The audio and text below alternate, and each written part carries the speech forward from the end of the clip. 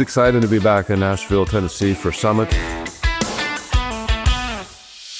We always learn so much at Summit, whether it's new features, new modules, how other customers are using the system. It's a great opportunity to not hear just Specright try to sell you their product. All the presentations are done by customers. Spec Summit is really more than a conference. It's an industry event in its community. And so we have almost 400 people across leading CPG companies, food manufacturers, retailers, industrials, all coming together to talk about how a spec-first approach can transform their business.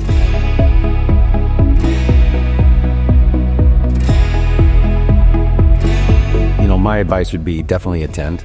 If you're not used to the platform, if you're doing it the old way, the non-digitized way, as they say, there's a lot to absorb. I was excited to hear what other folks are doing, and Summit brings together everyone that's using this platform or wanted to use this platform and has different use cases. If you are maybe a new customer, not quite signed, it's a good opportunity to connect with other users to see what kind of value you can bring to your organization.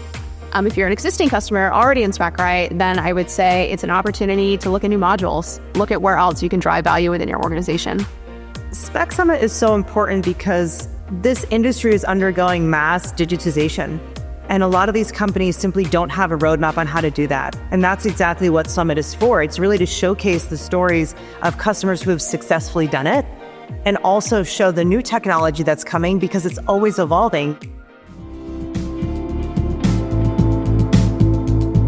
If you're on the fence about going to Spec Summit, I highly recommend you make the time to do it. I mean, it is just so informative, and you really get to see it from the lens of other customers.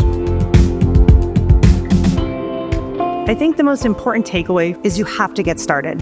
You simply have to start digitizing your data. Specright for us is integral to all of our major business units. It's really where we see value in the organization, and I don't think we would be where we're at today without Specright.